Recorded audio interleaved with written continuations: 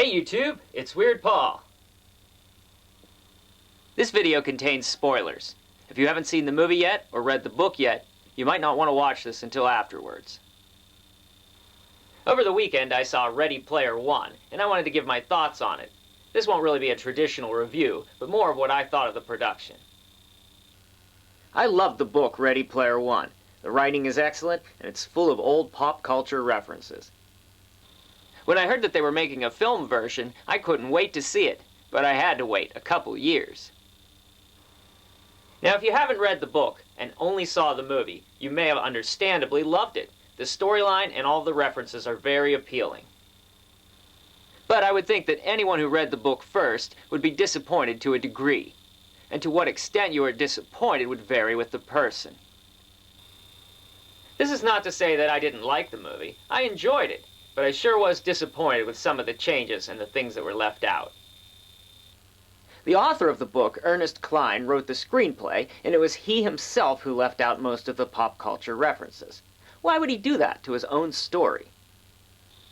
The reason is that he knew it would be impossible to get past all the licensing problems and the copyrights that Warner Brothers would need. The first song that you hear in the movie is Jump by Van Halen. Who owns the rights to that song? The company that made the movie, Warner Brothers. And if we look further, we can see that in other cases this also holds true.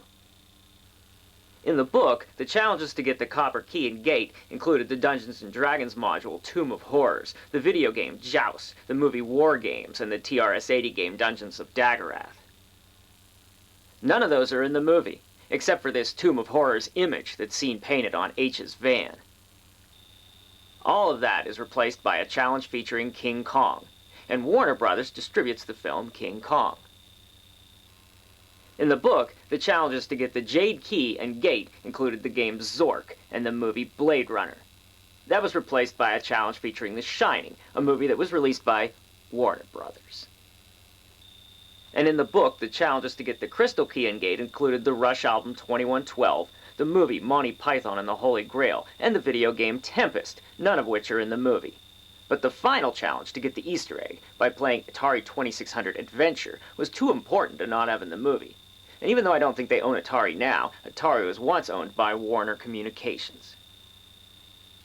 Another thing obviously missing from the movie is Ultraman. The rights to Ultraman couldn't be obtained, so instead we have the Iron Giant, an animated film that was released by Warner Brothers. It turns out that Steven Spielberg himself cut out all the references to Star Wars. He didn't want them in the movie. He also cut out references to some of his own films because he didn't want people accusing him of making a vanity project. Though the producers were able to license some characters like Mechagodzilla and Chucky, it was just not possible to get everything from the book. Copyright laws are very strict.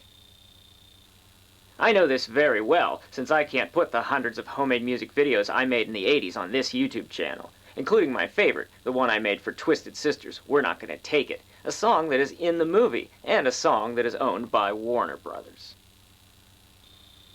I was also disappointed with the many changes to the storyline. Things that I was looking forward to seeing on the screen were not in the movie.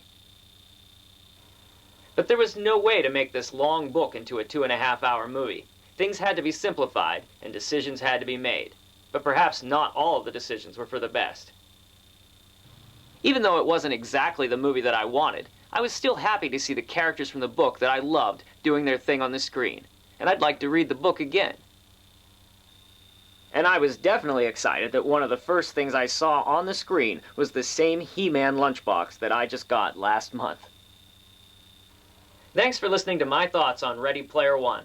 I'll see you soon with more memories. Thanks, YouTube.